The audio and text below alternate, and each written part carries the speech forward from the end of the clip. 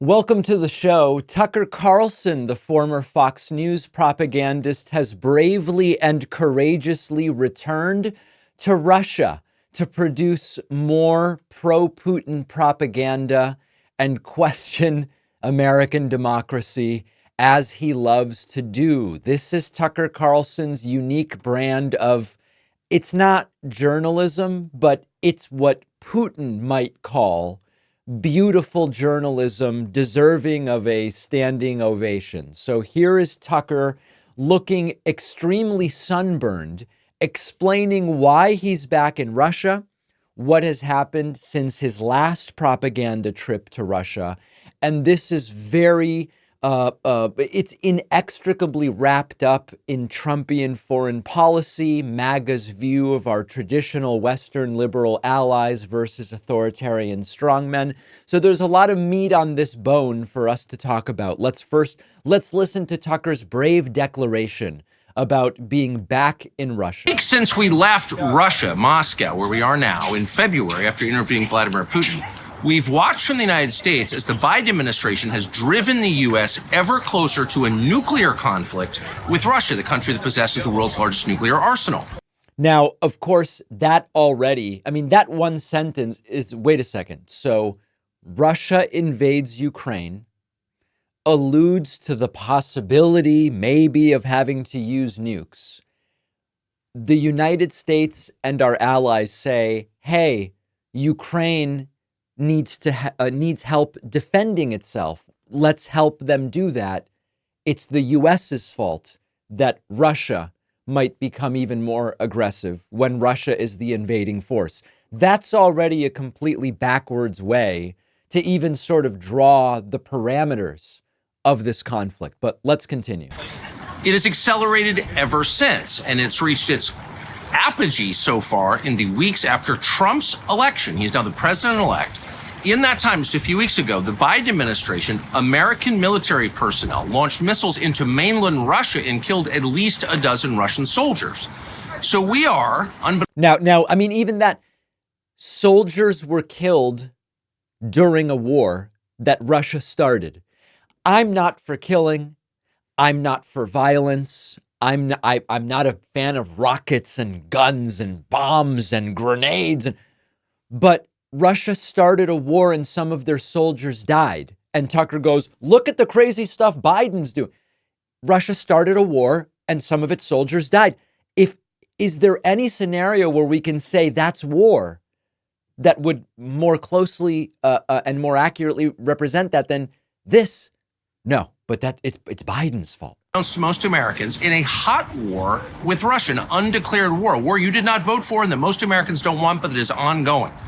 And because of that war, because of the fact that the U.S. military is killing Russians in Russia right now, we are closer to nuclear war than at any time in history. Far closer than we were during the Cuban Missile Crisis. That would mean the elimination of Russia, the United States, and most of the rest of the world. We felt there must be someone behind the scenes in Washington working to make sure that this conflict doesn't become a nuclear holocaust. But we found out that no, in fact, there is nobody. Tony Blinken, the current Secretary of State, cut off all contact between the U.S. and Russian governments. There is no back channel, there is no conversation, there hasn't been for more than 2 years. That's shocking. Meanwhile, most Americans have no access to any perspective other than that granted to them by NBC News and the New York Times. They don't know how close we are. They don't know the Russian perspective. We've been trying for over a year to get that perspective out to American news consumers. We've also tried for over a year to get an interview with Zelensky, the president of Ukraine. We've attacked that from a bunch of different angles. We've spoken to a lot of different people around him, had dinner with them. We've been in talks continuously, and those efforts have been thwarted by the U.S. government. The American embassy in Kiev, which our tax dollars pay for, told the Zelensky government, no, you may not do the interview. You can talk to CNN, you can't talk to us. So we've been unable to speak to him. So we came back to Moscow yesterday to interview the foreign minister of Russia, Sergei Lavrov. One of the biggest propagandists that is it. If you think about who are the biggest Russian propagandists, where every word has to be verified. If Sergei Lavrov tells you even the most minor, uncontroversial things, you would still want to verify it. That's how dishonest that guy is. Longest serving foreign minister in the world. He's been a part of this government for 25 years. He's been in the diplomatic corps for over 40. And ask him, where exactly are we? Are we headed toward an unprecedented conflict between Russia and the United States? Is there any way to peel Russia back from the east, from the sphere of China, back into the west? Is that alliance permanent? And does the election of Donald Trump mean an end to this war, which is reshaping the world, the U.S. economy, the global economy, and risking the life of every person on this planet? Is that possible? Yeah. We just walked out of that interview. It's absolutely fascinating. It's coming very soon. We hope you'll watch. Very soon. So as usual, Tucker Carlson spreading the typical pro-Kremlin propaganda with all sorts of accusations against the United States, saying it's the U.S. who killed Russian soldiers, saying we're closer to nuclear war than at any time in history, which I don't know to be true. I mean, there is no doubt that Putin, in his belligerence earlier in this war against Ukraine, did allude to bigger, more powerful weapons. He certainly did that.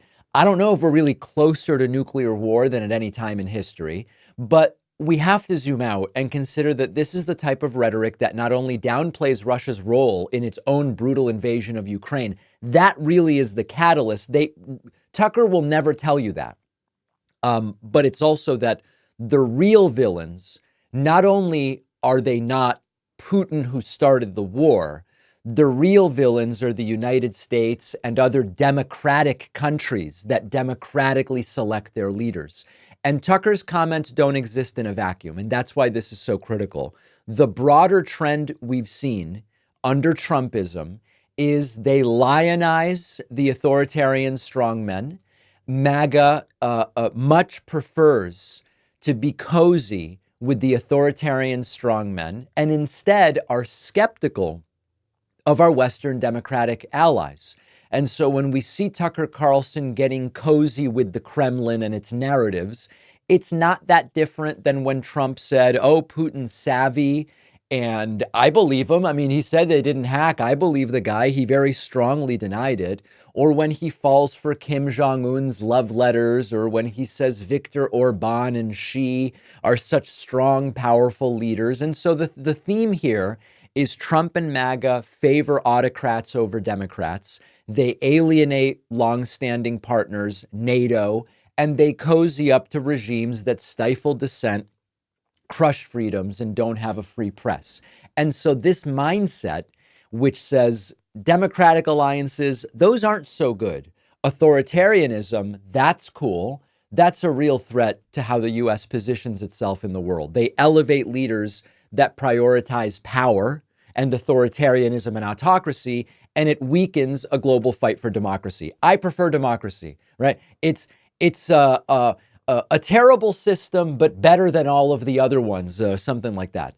I want to remind you that this pro-Kremlin propaganda from Tucker is not new. Here's Tucker at a Moscow grocery store some months ago, and this is a classic. They say everything's bad, but look at this beautiful grocery store. This is a classic out of the authoritarian propaganda playbook. We've seen this in North Korea. We've seen it in Venezuela. We've seen it in Cuba. Here it is in Russia. This was Tucker. So a longstanding feature, maybe the longest standing feature of Cold War propaganda in the West was the Soviet grocery store. No products, no choices, shoddily made things. And it wasn't actually propaganda, it was real. And you can look up the pictures on the internet if you want. So we thought it would be interesting to take a look at a contemporary, modern day, 2024 Russian grocery store 2 years into sanctions. Here we go. All right, there we go. So I guess you put in 10 rubles here and you get it back when you put the cart back. So it's free, but there's an incentive to return it and not just bring it to your homeless encampment. Cool. Okay. This is the. By the way, they, some of you know I've been to Aruba a few times. It's the same thing there. It's the whole like you put a coin in and then you get the coin back, and that it's proper incentives, and It's not unique to Russia, okay? Democratic places also have the same cart scheme. Grocery cart escalator. This is designed, I'm figuring this out now, where the wheels don't move, they lock on the grocery cart escalator. Look, Ma, no hands. Anyway, so Tucker does the thing where he walks through and it's filled with products. This is a classic, okay? You can go and see videos of supporters of the Maduro Chavez regimes in Venezuela going to grocery stores. It's the same thing. They go, look, they tell us that everything's bad, and despite all these sanctions, look at this beautiful olive oil that's here. Of course, when you look more deeply, the olive oil costs what the average person in the country makes in a month. So yes, a lot of these places have grocery stores for the elites and for rich people and for foreigners. You can see it in Cuba. You can see it in North Korea. But using this as a way to talk about how great an authoritarian country is pretty, it's an old strategy, but I'm guessing that some of the MAGAs are still falling for it. So let's zoom out here. What we have is continued weaponization from people like Tucker and the MAGA people and others about the idea of global alliances. NATO is obsolete and this is unfair and they're not paying their fair share and actually everything's really great in Russia and kind of interesting. This is what we are to expect for the next 4 years. It's what they did last time. It's what they're going to do again.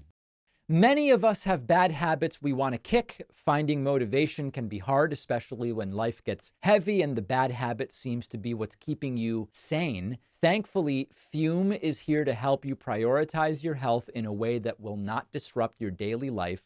Introducing Fume's award-winning flavored air device that is quickly becoming the leading alternative to smoking and to vaping. The point of Fume is to satisfy the hand-to-mouth fixation of some of these bad habits, which makes healthy change feel even easier. The Fume device is sleek, it's sophisticated, you can fidget with it. There is no nicotine here, only natural ingredients like plant extracts and oils. There's no electronics, there's no vapor. There is an amazing selection of flavors from the popular crisp mint to the adventurous black licorice and cinnamon hearts. Fume is delicious, it's subtle, you can keep using it without feeling overwhelmed. So start your journey today, go to tryfume.com and use the code PACMAN to get a free gift with your journey pack, which includes a Fume device, 3 core flavors of your choice, and a cleaning kit. If you are struggling to get rid of that bad habit, try Fume. The link is in the description.